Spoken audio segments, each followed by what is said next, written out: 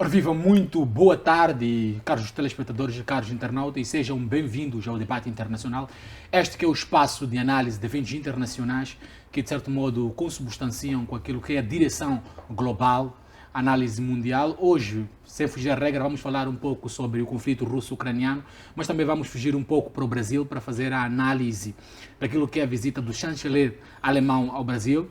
Na Rússia, vamos tentar discutir essa possível Terceira Guerra Mundial, que dá-nos a entender aqui de uma tentativa de uma nova rede mundial em que há alguns países que já tomam posição a nível da arena internacional. Vamos falar também da questão financeira do conflito russo-ucraniano.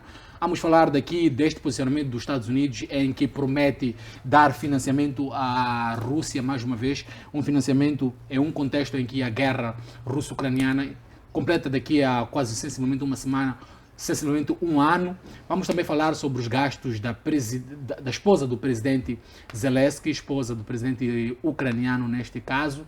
Para já vou cumprimentar os meus convidados. Ilustre Saia, seja muito bem-vindo. Boa tarde a esse espaço de conversa. Boa tarde a ti. Boa tarde, colega Marcelino Pangaia. Boa tarde, colega José Covello.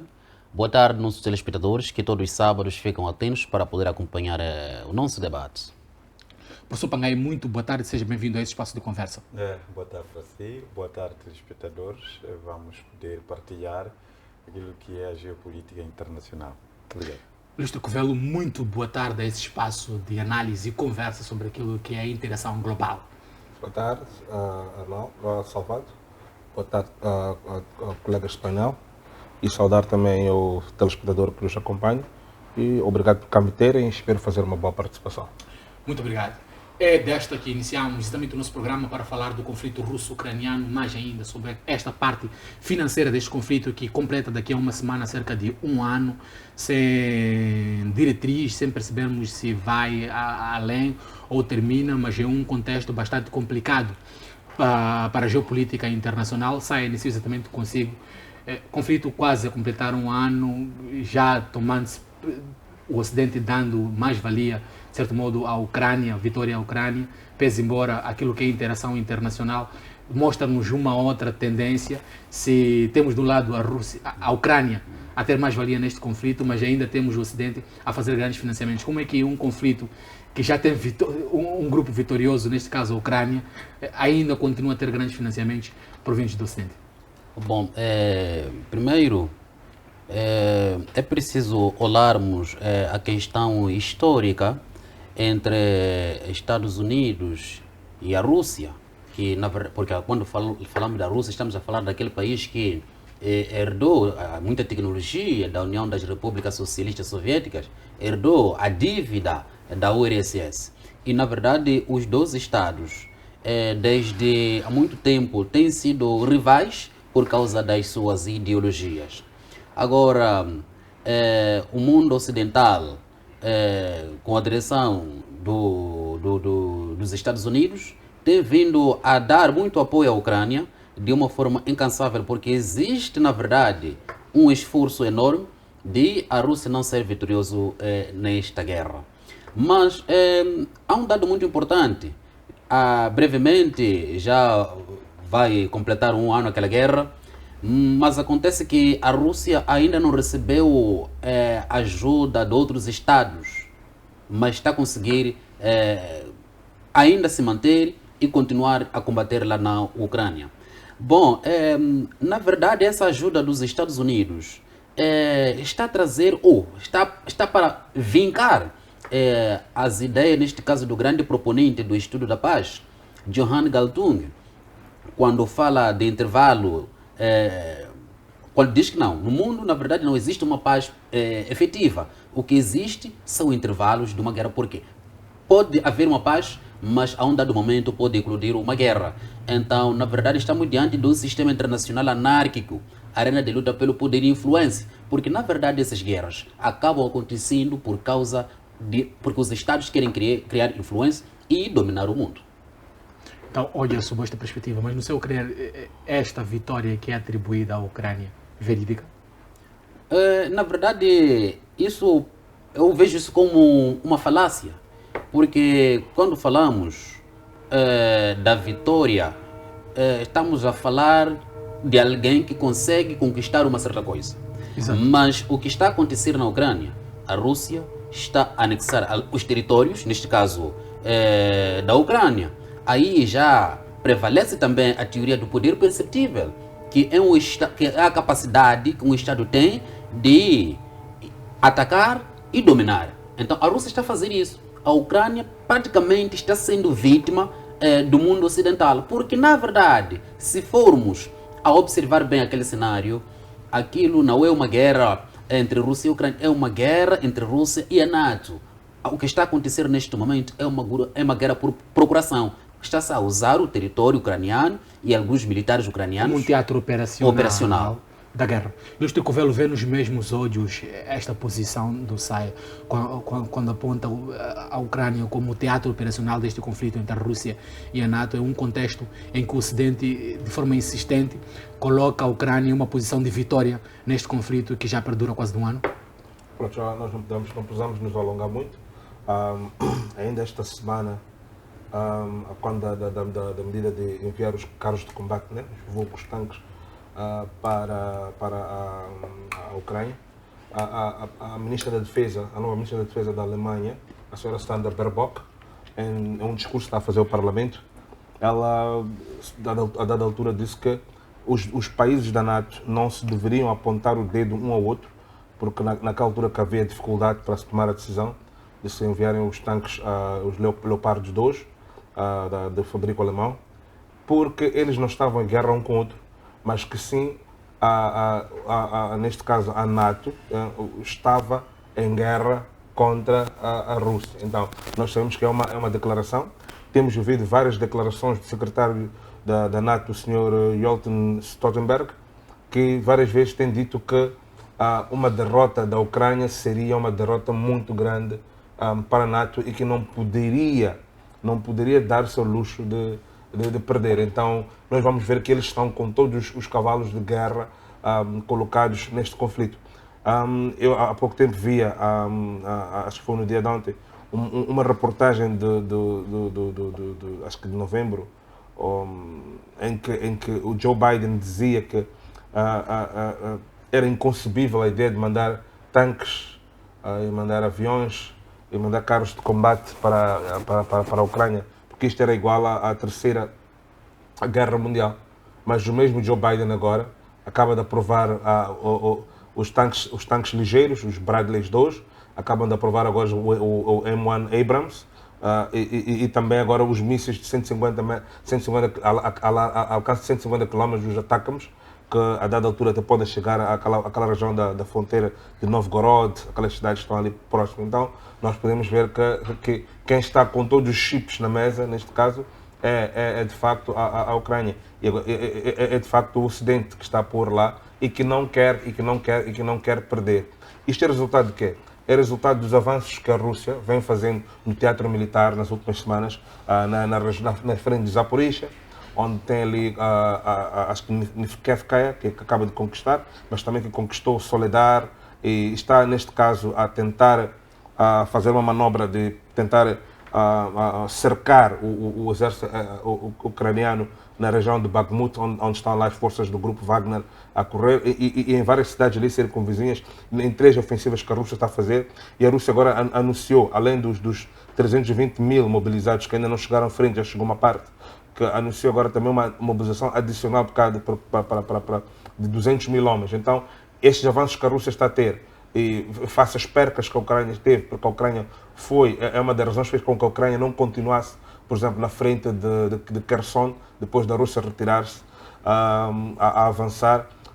Então fizeram com que os americanos quisessem conferir aos ucranianos um pouco mais de mobilidade, porque estão mesmo aterrorizados com este ressurgir do exército russo. Quase um ano do conflito, insistência em financiamento desta guerra por parte do Ocidente à Ucrânia. Prova, de certo modo, a hegemonia da Rússia. Este conflito traz à tona também este elemento da hegemonia da Rússia, que de certo modo havia ainda uma incerteza. Pronto, este é um conflito hegemónico, né? entre, na verdade, os Estados Unidos, que lidera a NATO. A NATO é uma organização liderada pelos Estados Unidos, e neste caso, a Rússia e os seus aliados, diretamente, neste caso, a China e os outros aliados da Rússia. O que a guerra prova? Primeiro, os russos tiveram alguns erros de cálculo no princípio, no começo da guerra. A Rússia, contra o segundo maior exército da Europa, um exército estava em casa, quis usar a política de shock and awe, que é uma política que os americanos começaram na primeira invasão ao deserto, que é uma quer dizer, choque e admiração, mas acabou, por causa de alguns erros de inteligência, enviando um grupo menor de soldados. Estamos a dizer que a Rússia começou com 120 mil homens, dos quais pessoal de combate, estamos a falar de um efetivo de 80 mil, contra 640 mil homens da Ucrânia. Prova, sim, a força militar da Rússia, porque mesmo com este teatro pequeno que a Rússia teve, o primeiro exército ucraniano foi completamente destruído e obliterado. Depois disso, nós tivemos o segundo exército ucraniano, treinado pelos países circunvizinhos, em que, neste caso, recebeu, naquela altura, tanques, alguns tanques de guerra e algum material bélico do tempo soviético que estava em antigos países soviéticos, como a Hungria, como a Polónia e aqueles outros países circunvizinhos, a República Checa. Este exército também agora foi destruído. E agora nós estamos a ver agora uma vaga de um terceiro exército ucraniano. Mas neste momento nós começamos a ver que os russos já começaram a chamar o conflito uma outra coisa. Deixou de ser chamada Operação Militar Especial e passou a ter uma outra designação. Quer dizer que os russos agora percebem daquilo que é a perspicácia do Ocidente quanto a esta guerra. Porque eles esperavam um ataque rápido e que este ataque rápido, depois daquela altura em que... Uma dominação em pouco tempo. Exatamente. Depois daquela altura em que eles recuaram por boa vontade da região de Kiev para se concentrar nas regiões do Donbass, uma das coisas que aconteceu foi, em vez de se honrar com aquelas conversas que estavam acontecendo na Turquia, o Ocidente preferiu escalonar cada vez mais o conflito e acendê-lo cada vez mais. E já envolvidos um ano, estamos numa altura em que está-se a lançar mais palha ao fogo, mais petróleo ao fogo, e não está ninguém a falar de uma questão de negociações e de cessações de hostilidades. Apesar de haverem vozes já agora grandes no Pentágono, como o próprio secretário de chefe de Estado-Maior-General dos Estados Unidos, o general Milley e algumas outras figuras altas, que estão já a dizer que a Ucrânia, e também vi uma peça que foi escrita agora pela Condoleezza Rice para o Washington Post, em que dizem que a Ucrânia não tem nada a favor da Ucrânia agora e que está numa altura de tentar fazer alguma negociação a que os russos estão abertos. Mas começamos a ver discursos incendiários, só para terminar, como os do presidente Zelensky, que esteve a dizer há pouco tempo que, lembram-se, deve dizer há poucos dias que o Putin não é nada, ele não vê ele como nada, por isso não está aberto a conversações, porque Exato. não é que o Putin é nada, então ele precisa que haja uma mudança de regime na Rússia para que ele possa conversar, ou seja, está-se a queimar todas as pontes diplomáticas que, sinceramente, em termos de relações internacionais, é um perigo muito grande. Mesmo na altura a única altura que o mundo passou por isso, nem na Primeira Guerra Mundial foi assim, foi na altura da guerra, a guerra total, ou seja, da Segunda Guerra Mundial, em que o mundo, mas em todas as outras guerras no mundo, sempre houve um campo de abertura para a discussão nuclear, ou seja, a arte de guerra que é usada por muitos estrategas geopolíticos diz que quando está numa guerra grande, vais enfrentar o teu adversário, é preciso garantir que atrás do campo dele de batalha tenha uma ponte, que é para ele poder afastar e a gente poder negociar e não perdermos completamente. Quer dizer, o que está em causa aqui é a segurança e a existência do próprio mundo. E não se está em Washington, que está a liderar esta guerra. Os tecnocratas estão a liderar muito talvez peso por causa da idade do presidente Joe Biden e a sua saúde que lhe falha, que nós já conseguimos ver abertamente. Os tecnocratas é que estão a porrer o show. Então não temos um homem forte da Casa Branca para poder fazer os checks and balances que são necessários para que se haja de uma forma responsável, infelizmente. Professor, esta guerra persiste quase um ano, financiamento ainda do Ocidente a financiar esta guerra. Olha também a Ucrânia como um espaço operacional deste conflito, pese embora seja por representação da NATO? Sim, olha, aqui está em causa a questão do mundo multipolar e o mundo unipolar. A guerra está aí. Enquanto o Ocidente luta para manter o mundo unipolar, a Rússia, por sua vez, ela procura lutar para manter, primeiro, a sua sobrevivência e também garantir a sua existência como uma nação. O que estamos a notar, por exemplo, quando diz que a Ucrânia está a ganhar a guerra da Rússia à Ucrânia, não constitui verdade. Trata-se de uma publicidade que também enganosa, de certo modo, que constitui uma arma também de guerra, não é, para enfraquecer o adversário, dentre vários outros elementos. Mas o que nós temos que prever nessa guerra é que ela vai terminar por uma negociação. Cada uma das partes está a julgar que outra vai poder vergar para poder... Mas, na verdade, no fim do dia, vai terminar por uma negociação. No entanto, os Estados Unidos da América vai faturando por essa guerra. Em todas as guerras que nós assistimos, vimos tem interesses que financeiros no final de tudo. O país que ganha com as guerras são os Estados Unidos. Eles têm uma economia de guerra, praticamente. Então, esses armamentos todos que estão sendo movimentados vão engrandecendo a economia americana. Então, acima de tudo, nós vamos esperar aqui, num futuro muito breve, essa guerra a poder terminar. Terminar em que sentido? Porque já está a começar a haver greves nos aliados, nas nações onde estão envolvidos nessa guerra. Vimos há pouco tempo em que na Inglaterra temos aquela grande greve por parte dos professores, médicos, assim como na França, idem temos greve e já vão começar a surgir essas situações e vão obrigar os regimes a poder repensar sobre esse efeito. Caso contrário, vai haver queda de coisa. Tanto o Ocidente está à espera da queda do regime da Rússia, assim como a Rússia está à espera que a população do Ocidente tome rédeas para poder terminar essa guerra. Entre os regimes, dificilmente a decisão vai sair, porque está aí o orgulho de como recuar de uma guerra já iniciada. Mas as sociedades são elas que vão ditar o término desta guerra. E isso não falta muito. Acreditamos que temos agora quase um ano, mas seguidamente teremos saída dessa guerra. Eu só queria consubstanciar alguma coisa que aqui estava a dizer o professor, para dar razão àquilo que estava a dizer aqui o professor. Há pouco tempo na Ucrânia nós observamos massivas demissões no governo de Zelensky e depois algumas mortes um pouco estranhas. E faz-me lembrar, vou tentar ser um pouco rápido, a altura em que na Alemanha haviam descontentes com como a guerra estava a ser conduzida e tentaram, naquela famosa Operação Valkyria, tentaram assassinar para poder mudar o regime. Existe já um grupo de ucranianos que já são pró-paz, que estão a ver que o país não está a concorrer para alguma sustentabilidade e já não estão a concordar com aquela...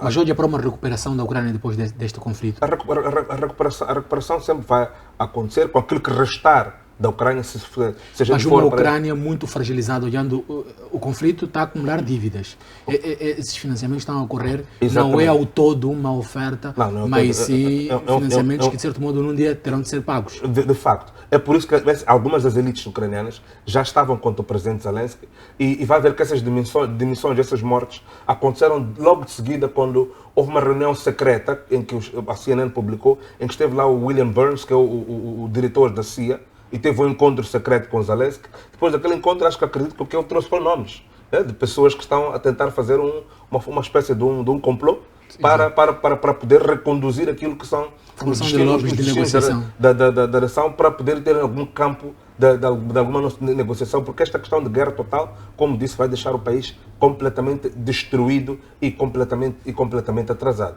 E a maior probabilidade da sociedade poder reagir é a sociedade ocidental. Tudo isso porque a sociedade russa, ela, de alguma forma, está a lutar para poder manter o país como tal. Ela percebe que a entrada da OTAN na Ucrânia é o término da Rússia. Daí que há muita aproximação da sociedade russa ao regime. ao regime que neste momento está a promover aquela guerra, porque sabe que conhece muito bem que a OTAN, ao entrar na Ucrânia, a Rússia já era.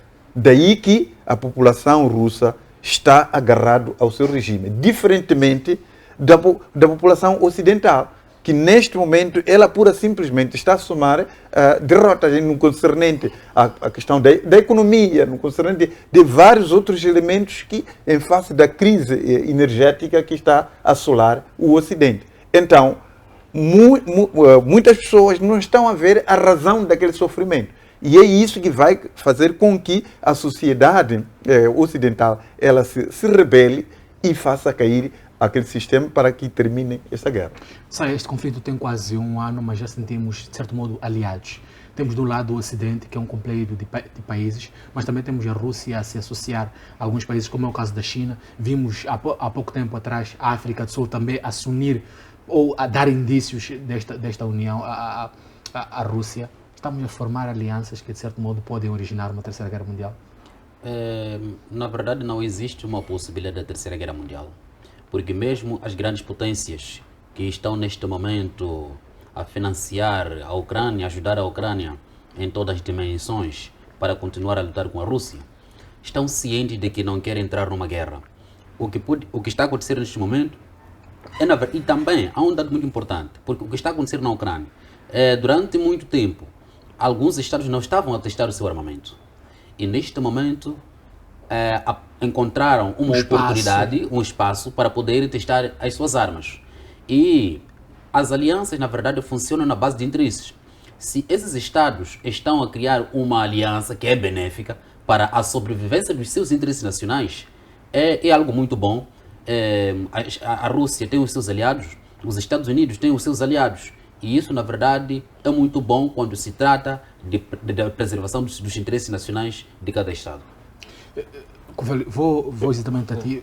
A questão do Israel aqui, algumas ameaças que acontecem do lado da Rússia para o Israel, não é mais um peão a entrar neste conflito, quanto a Ucrânia também colocou-se nesta posição em nome do Ocidente, essa questão de procuração de guerras que falávamos? Pronto, concordo. Primeiro queria falar aqui um ponto que falou o meu colega Saí, depois ir essa parte de Israel. Eu de facto, não sou tão otimista como Saí. Eu era muito optimista no princípio. Veio uma terceira guerra mundial em iminência. Quem está em Washington era responsável, mas agora eu estou a ver uma total e completa irresponsabilidade por parte das pessoas que estão em Washington. Eu tenho estado a acompanhar algumas think tanks, alguns tanques de pensamento ocidentais e alguns discursos de alguns senadores e representantes da Câmara do Congresso norte-americano que realmente chamam por uma intervenção americana, até militar no terreno, uma intervenção de tropas militares. E já temos agora, a dada altura, um relatório que diz que cerca de 20 mil combatentes pagos pela NATO, mercenários da NATO, mortos no campo de batalha na Rússia. Então, nós já tivemos várias linhas vermelhas ultrapassadas. O Donald Trump, que é muito crítico desta guerra, esteve a dizer há pouco tempo que agora começamos com isto, que isto não podemos dar. Temos discursos do próprio Biden e dos próprios líderes europeus dizer que não podiam dar e agora demos. Começamos por dizer que não podemos treinar homens, agora demos. E agora já demos mísseis de longo alcance. O que significa que está a evoluir a um passo muito rápido. E agora já estão a discutir aviões, que era uma coisa que não se podia discutir. Depois de uma altura, quando a Ucrânia tiver, como a Rússia destruiu os exércitos e a Ucrânia não tem homens, não se pode treinar um piloto de avião em 6 meses para pilotar um avião militar ou para pilotar... Serão próprios norte-americanos a praticar esses atos. A coordenação de inteligência toda está a ser feita por quadros americanos sentados na Ucrânia, a fazer a monitoria dos satélites. Mas este aspecto que o Saia levantava aqui, talvez a Ucrânia esteja a ser usado como um teatro operacional para testar armamentos, não é uma oportunidade talvez que o Ocidente esteja a usar para rever a sua posição ou a sua hegemonia em termos militares? Portanto, é uma das vertentes. É uma das vertentes que está-se a usar. Mas isso não impossibilita também o surgimento dessa terceira guerra mundial quanto alimentava? Não impossibilita. Porque o xadrez militar é algo imprevisível. Tens de um lado a ação dos Estados Unidos, mas não percebes também a contra-reação da Rússia, que pode originar passos subsequentes. Uma das coisas que temos estado a conversar, até no nosso caminho para casa, e conversámos um dia, professor, no ano passado, lembro, viemos aqui, é a total falta de travões em Washington. Nós devemos pensar que os Estados Unidos, como o líder do mundo livre e o polícia do mundo, a dada altura, mesmo na altura da Guerra Fria, quando os russos estiveram a operar no Afeganistão, e aquela altura do conflito com os polacos, quando as tropas russas depois entraram em Varsóvia, nós nunca vimos no mundo uma irresponsabilidade total e completa e uma queima de tudo aquilo que são os campos diplomáticos. Mesmo na altura que levava à Segunda Guerra Mundial, os Estados Unidos teve como posso dizer, teve uma calma tal ao ver os acontecimentos na Europa e só entrou na guerra muito mais tarde, numa fase crítica e muito mais tarde. Só estava a fazer dinheiro. Mas agora nós temos os Estados Unidos da América agora a tomar um papel ativo. Então, são as indústrias de armas, são os que também veem isto como uma grande bonança. Os estoques que mais subiram agora, numa altura de crise, são os estoques militares em toda a parte do mundo. É os Estados Unidos que já estava a perder uma Europa que já falava de autonomia, de uma autonomia estratégica, que agora está completamente debaixo das asas dos Estados Unidos, é alinhada aos Estados Unidos como líder de novo da Europa e deste bloco ocidental. Mas existe, do ponto de vista daquelas elites como o Blinken e a Victoria Nuland, que acredito que até a Victoria Nuland, como vice-ministra dos Negócios Estrangeiros, tem mais poder até que o Biden, que são essas elites. Eu estive a acompanhar a semana antepassada aquilo que foi o debate, a deposição dela no Parlamento. São essas elites que até tomam medidas que estão contra o povo americano. Porque para o povo americano fazer aquele tipo de ajudas, é importante que haja uma aprovação do Senado. Para o povo americano aprovar certas sanções, é importante que haja aprovações do Senado. Ela estava ali a ser chamada a responder porque que algumas sanções foram tomadas, na verdade 70% delas, sem consulta nem apoio do Senado. Então, estas elites que estão por trás disso, que têm todos os xadrez na Ucrânia, elites também como o grupo que é o mais rico do mundo, que é a empresa, a maior empresa do mundo em termos de gestão de assets, como a BlackRock, com que Zelensky encontrou-se quando esteve nos Estados Unidos, foi que ele for entrar. Aqueles são os grupos que estão ali a jogar muito dinheiro. Estão a jogar muito dinheiro e não estão a entrar nesta guerra para perder. Então, quem é que vai ser esta pessoa, a nível dos Estados Unidos da América, que vai controlar estes grupos de influências, grupos como George Soros, para mandar parar e para se fazer que haja racionalidade? Até agora, com um presidente velho, e com fraco poder em termos de decisão e cognitivos de perder, não temos esta pessoa nos Estados Unidos. O professor olha também esta irresponsabilidade, de certo modo, dos Estados Unidos como um veículo para o surgimento de uma terceira guerra mundial, tendo em conta que já surgem alianças neste conflito. A Rússia já está a ser aliada a países africanos, como é o caso da África do Sul, que quase que deu um posicionamento, deu um passo para frente para esta união, mas tem também a China e este Ocidente. Esses aliados podem surgir numa terceira guerra mundial? A esperança é a sociedade ocidental. A sociedade ocidental ela está a perceber truque que os Estados Unidos vai tomando. Há pouco tempo ele criou medidas protecionistas no concernente à economia, não é dando subsídio às empresas, entre vários, e que mereceu aquela deslocação precipitada de Macron aos Estados Unidos. Exato. Para poder reclamar essa questão e que, em contrapartida, o povo ocidental não está a ter esse tipo de situações e que está a sofrer imensamente com relação a essa guerra. Então, nós acreditamos, eu acredito, que a sociedade ocidental, fora dos Estados Unidos neste caso, é que vai poder rebelar-se para obrigar os seus governos a poder sair do atrelado dos Estados Unidos da América. Saia também vê este desrespeito, ou de certo modo, esta falta de freios em termos de posicionamento dos Estados Unidos para o conflito? Os Estados Unidos, eu quero um pouco discordar com o que o colega Covelho estava aqui a dizer, quando disse que porque o presidente dos Estados Unidos, não, devido à idade, não está a ter boa cognição. Bom, há um dado muito importante. Acha decisões assertivas que os Estados Unidos já está a fazer consoante a guerra russo-ucraniana? Bom, não posso dizer que são decisões assertivas porque há pessoas que estão a morrer e na perspectiva ou na percepção dos Estados Unidos aquilo está correto, porque estão... aquilo perspectiva presidencial ou em termos de ideologia dos Estados Unidos? Porque os Estados Unidos têm uma ideologia, A ideologia, de potencialidade. O que acontece é que o presidente muitas vezes não tem autonomia, tem que seguir aquilo que é a política externa dos Estados Unidos. Se for a ver, neste caso, a história dos Estados Unidos, muitos líderes que já governaram aquele país provocaram guerras. Até então, quem não atacou nenhum Estado foi o Donald Trump. Mas agora, neste conflito que está acontecendo na Ucrânia, é verdade que os Estados Unidos não estão lá envolvidos diretamente, mas ao financiar armamento. E também houve uma ideologia para que aquilo acontecesse. Porque se a Rússia tomou aquela posição, é porque, na verdade, queria desnazificar, destruir aquele laboratório e proteger a população de Donbass. Agora, o presidente Biden, como dizia o Kubel, ele tem fragilidade na cognição, mas isso não é algo que possa perigar ou levar a situação para uma terceira guerra mundial, porque o Joe Biden tem muitos assessores. Não temos todos os elementos à mesa para o segmento de uma terceira guerra mundial em termos de...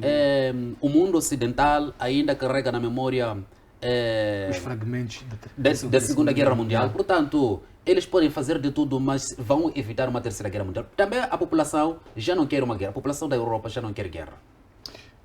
Volto a dizer exatamente o que velho para talvez dar a última palavra sobre esta questão da terceira guerra mundial. Uma das coisas que eu gostava, eu pedir a sua brevidade para que passemos para o próximo ponto exatamente. Uma das coisas que eu gostava e concordo e elas percebo de onde está a vir o meu colega, ele é grande estudioso da geopolítica, é de entender que, na verdade, haverá racionalidade por conta de quem está no poder. Mas são os mesmos assessores que Biden tem, ou a pessoa que está no poder, ou as corporações que estão no poder por trás, que nos deixaram chegar até aqui. Há bem pouco tempo, nós pensamos que este conflito teria acabado até o ano passado, mas cada vez está-se a escalonar, estamos a passar linha vermelha atrás de linha vermelha. E estas linhas vermelhas estão a ser cruzadas do lado dos Estados Unidos, onde até violações constitucionais estão a acontecer para que se possa levar a cabo a esta guerra. Uma das coisas que o professor disse um dia é que a esperança para o término desta guerra é que houvesse uma mudança de regime nos Estados Unidos da América. Ou seja, um novo regime havia de entrar, lembra o professor disse, e depois haveria de dizer que esta não foi a minha guerra, esta não foi o meu problema, porque o outro regime o regime atual vai ter de justificar porque que nós chegamos aqui e porque que nós chegamos. Então, o regime atual não quer perder. Não é a identidade dos Estados Unidos prosseguir com guerras deste género? Não, os Estados Unidos têm uma história de forever wars, guerras para sempre. Em que depois, no fim, já não se sabe qual é a baliza. Eu tenho acompanhado alguns jornalistas, como Tucker Carlson e outros jornalistas de republicanos e até democratas, que agora questionam-se qual é o objetivo desta guerra agora. Qual é o objetivo exatamente? Os Estados Unidos ainda já estão numa fase, como aconteceu na guerra do Iraque e na guerra do Afeganistão, e mesmo no conflito na Síria, em que não consegue já definir. Mas estes foram conflitos em que os Estados Unidos lutou contra adversários muitas vezes fracos em relação aos Estados Unidos, que não tinham nenhum dos sistemas para contrapor aquilo que era aquilo que os Estados Unidos poderia pôr no terreno. Então, nesta situação, nós temos pessoas que estão no regime que não podem perder, porque senão vão sacrificar e massacrar aqueles que são as suas carreiras políticas. Então, o que aconteceu nos Estados Unidos foram aquelas eleições intercalares, que eram a esperança do mundo todo, até de quem está na Europa, que era a esperança do mundo todo. A população não votou como se deveria ter votado. Votou por causa de assuntos outros que foram criados. Tem tantos para isso. Assuntos como a questão do aborto, outras coisas, é que ditaram a questão de voto. Então, os democratas que estavam a fazer um mau trabalho acabaram não perdendo. Então, resta qual a solução? A solução que disse cá o professor, que é a mudança a partir dos aliados, ou seja, da sociedade ocidental europeia, que na verdade está a carregar todo este fardo, que na verdade não está a conseguir se subsidiar, está a pagar energia 5 vezes mais cara, a pagar a fonte da energia muito cara. Esta é a sociedade que a dada altura, e as intenções, quando se pergunta à população, já vão mostrando que há uma fatiga com a guerra da Ucrânia e que 75% das pessoas já querem, portanto, que haja uma negociação. Professor, Rússia ameaça Israel, bombardear Israel, devido às ações praticadas, atuadas no Irã. Não é mais um peão, nesse caso, o Israel, neste conflito, assim como é a Ucrânia, não é mais um peão, o Israel, aos interesses do Ocidente? Olha, aqui está, está a situação da defesa da soberania. A Rússia está a todo custo para proteger a sua nação. Então, as ações de Israel, elas intimidam, elas criam um outro cenário nessa guerra que está a acontecer. Também, em face de... Associando a questão que estamos a discutir agora, a questão da Terceira Guerra Mundial, não são mais posições a serem tomadas deste conflito? Olha, a questão é a seguinte. A Terceira Guerra Mundial, ela pode surgir se a Rússia sentir-se encurralada nisto aqui. Quanto mais armamento o Ocidente, liderado pelos Estados Unidos da América, enviar à Ucrânia, e a Ucrânia ousar-se de atacar os interesses fundamentais de Putin, é que Putin vai reagir. E a reação de Putin é que vai fazer com que arrebente-se uma guerra de proporções alarmantes. Professor, então, parece que temos todas as condições criadas para o alavancar desta Terceira Guerra Mundial, porque o financiamento ainda continua e de forma contínua e a Rússia irá agir de qualquer modo. O que está a acontecer aqui é o seguinte, a esperança está na sociedade europeia. A sociedade europeia ela vai ter que tomar decisão para colocar freio deste cenário. É mais do que uma ação política, mas social. Sim, porque o sofrimento que o povo europeu está a sofrer. Vamos lá ver. Essa guerra é diferente das outras que já surgiram. Não afetava a esfera individual da sociedade europeia. Exato. Então, neste momento, havia guerra no Paquistão, dentre vários outros lugares, mas não afetava diretamente a questão social da população europeia. A população europeia não está habituada a sofrer. Mas, neste momento, temos a crise dos alimentos, temos a crise energética que afeta diretamente a sociedade europeia a trazer um novo cenário difícil que nunca foi visto pela população europeia. Saia. Bom, na verdade eu não vejo espaço para uma terceira guerra mundial. Quais são os elementos que traz? Porque parece mais de um teatro operacional em espera. A Rússia ameaça o Israel devido à ação atuada contra o Irã. Na verdade, o que está a acontecer na Ucrânia é um conflito não latente e é uma guerra, mas há um dado muito importante que o professor aqui levantou, que disse que não, a Terceira Guerra Mundial pode vir a acontecer no caso de a Rússia sentir-se encurralada. A Rússia, estando nessa situação, pode usar o último recurso, que são armas nucleares, que as armas nucleares não podem ser usadas. Os estados que têm armas nucleares é meramente para uma demonstração de poder. É por isso que se formos a ver, por exemplo, aqui em África, nenhum estado tem armas nucleares. A África do Sul, na década de 90, esteve a produzir, mas foi impedido, porque existe a percepção de que as armas nucleares, ou os estados fracos, não podem ter armas nucleares, porque podem cair em mãos erradas.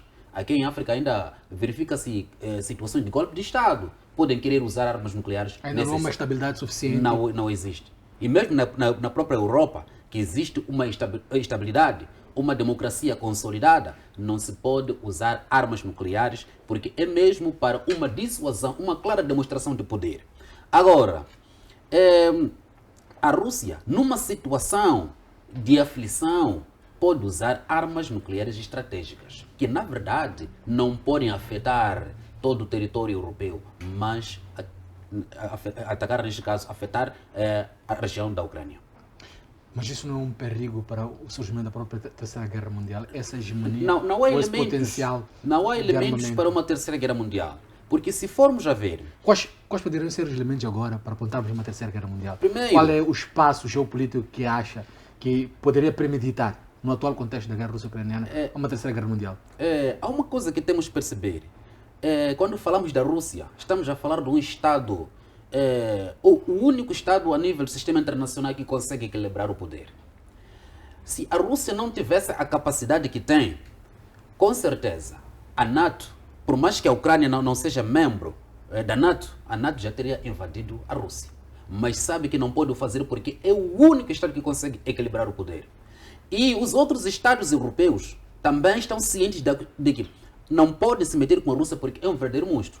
O que pode vir a acontecer, o que está acontecendo neste momento, é dar aquele apoio, dar algumas armas, como apoio, uma questão de solidariedade com a Ucrânia, mas que, na verdade, não vão enfrentar a Rússia diretamente.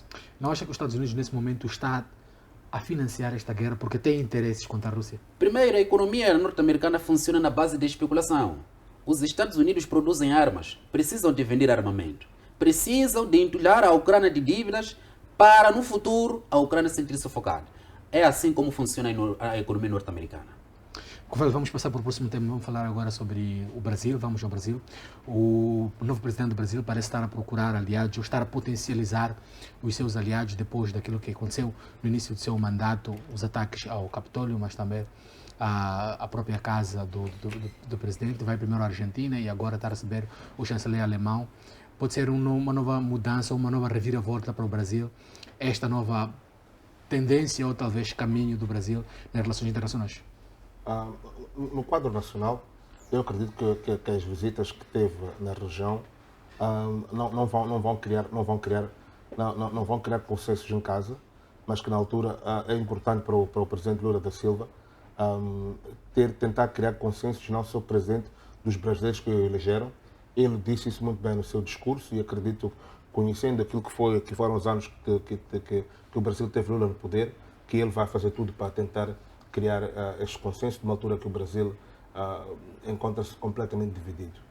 Agora, no concerne à visita que fez à Argentina, é mais um exercício, porque Lula é um internacionalista que defende que haja no mundo um balanço de poder, ao poder que os Estados Unidos têm, porque, por exemplo, as sanções que os Estados Unidos impôs agora sobre a Rússia e sobre o Irão inquietam não só a Rússia, mas inquietam a todos os outros aliados dos Estados Unidos. Nós estamos a ver agora uma Arábia Saudita que está-se a escapulir cada vez mais e a tentar fugir para desdolarizar. Quanto mais desdolarizado és e compras ouro e faz o backing da tua moeda com ouro, não só não financia o sistema financeiro norte-americano, mas começa a tornar imune a sanções, como a Rússia provou, e estamos agora a China também a fazer o drop daquilo que são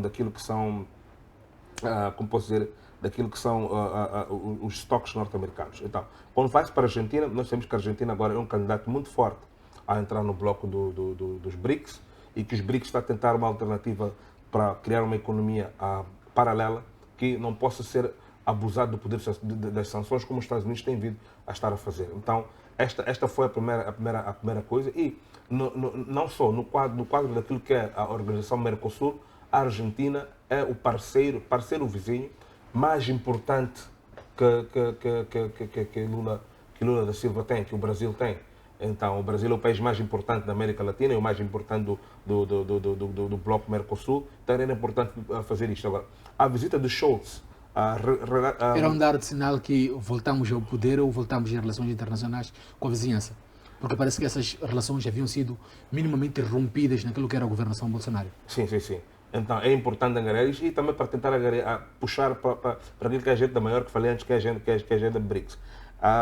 Mas voltando à questão do Scholz, o Scholz vai à América Latina numa altura que o enviado dos Estados Unidos para a América Latina havia-se feito a América Latina, nas regiões do Mercosul e na região da cooperação americana, e havia pedido para que o Brasil, e pessoalmente esteve o Lloyd Austin, o secretário de Defesa, a pedir que o Brasil fornecesse munições, porque os Estados Unidos agora está num tour, agora teve o secretário de Estado de Defesa norte-americano, Lloyd Austin, na Coreia também, a pedir que a Coreia os fornecesse munições, porque eles não têm capacidade de produzir. A Ucrânia queima por mês 90 mil e os Estados Unidos produz por mês 15 mil, então há um déficit muito grande. Então foram ao Brasil para pedir que o Brasil também desse as suas e a América Latina, mas a América Latina como bloco rejeitou, portanto, fornecer estas munições e temos logo de seguida uma viagem de emergência que não estava lá planificada, porque o Lula ainda está a fazer aquilo que vai ser a sua agenda diplomática, este é o primeiro mês. Exato. E temos esta visita a correr do Olaf Scholz, que é para tentar garantir que o Bloco Sul, aquilo que chamam do Sul global e geopolítica, do que o Brasil faz parte, é um dos mais fortes, esteja, portanto, agarrado à Europa. E sabemos que o Lula é muito socialista, então tem relações praticamente mais próximas à Rússia. Mais próximas à Rússia. Então, é uma tentativa de fazer, porque se mandam os Estados Unidos, os países latino-americanos Na Cimeira Americana do ano passado na Califórnia, lembramos que muitos países boicotaram, o Brasil não foi, o México não foi. Então, por causa da forma como os Estados Unidos estão a tratar a Cuba e a Venezuela, há um grupo de países latino-americanos que... E também... Não se revê muito naquilo que é a política externa dos Estados Unidos também, para o tratamento não só dos seus vizinhos. ações históricas americanas naquela parte do continente, que segundo a doutrina Monroe, eles dizem que têm de controlar aqui e consideram aquilo quintal dos Estados Unidos historicamente, fazem com que a visita do Biden, que é muito pouco popular agora na América Latina, não fosse criar resultados. Então, mandaram lá o Scholz como... O Scholz foi ele, mas também foi na cabeça da União Europeia, como um soft power, numa tentativa de tentar trazer e garantir que o Brasil esteja mais para o lado da América Latina. E coadjuvar disso, a questão de que o custo de alimentos está muito caro agora na Europa, porque a Europa não pode importar fertilizantes. A Rússia é a maior produtora de fertilizantes do mundo, é responsável por 75% de tudo que é fertilizante do mundo. Mas o Brasil fechou um acordo com a Rússia até um pouco antes da guerra, depois rescindiu com o Bolsonaro um pouco antes do fim do seu termo, e o Brasil é um grande produtor de alimentos. Então é uma forma também de tentar assegurar que consiga alimentos a partir do Brasil e tenha acordos privilegiados para poder exportar sem tarifas para a Europa. Professor, vê na mesma dimensão esta visita do Bolsonaro, essas visitas essa digressão em termos internacionais que o Bolsonaro está a fazer, mas também esta visita do chanceler alemão ao Brasil? Olha, nós temos que respeitar a figura de Luiz Inácio da Silva, presidente do Brasil. Lula está a mostrar capacidade ímpar naquilo que é a direção do seu país. Não é fácil aquilo que ele está a fazer hoje, de poder ter acordos tanto nos BRICS, assim como com o Ocidente. Ele está sendo admirado dessas partes antagônicas e ele está a conseguir lidar com isso.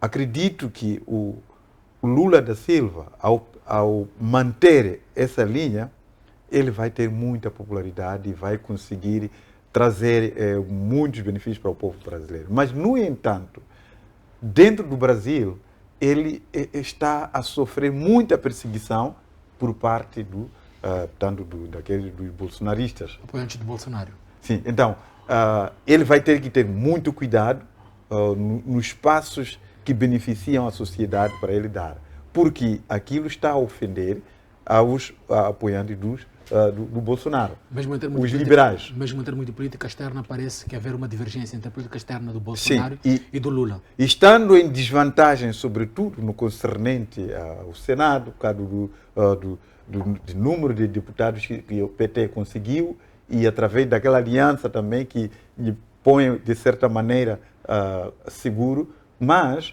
ele vai ter que enfrentar muitas dificuldades de governar o Brasil, embora ele esteja a fazer o máximo para poder trazer benefícios sociais ao povo brasileiro. Ele não quer puxar guerra para o Brasil.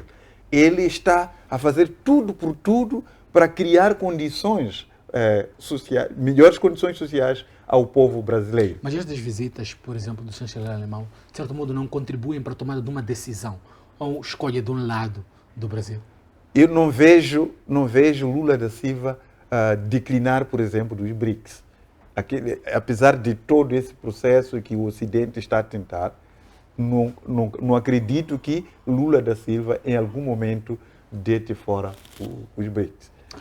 Saia, mesma situação, Brasil, viagens do presidente Lula. Esta digressão do presidente Lula, a certo ponto, pode significar uma direção ou um posicionamento quanto ao conflito russo-ucraniano ou uma escolha de lados?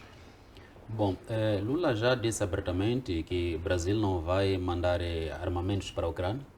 O que está a propor neste momento, que até já falou com Emmanuel Macron, presidente da França, é, na verdade, as potências ou os estados fortes criarem mecanismos para uma resolução, neste caso, optar-se por uma diplomacia que vai consistir na negociação, que essa negociação vai consistir na perda e no ganho. Porque quando se trata de uma negociação, tem que aceitar perder e também ganhar alguma coisa.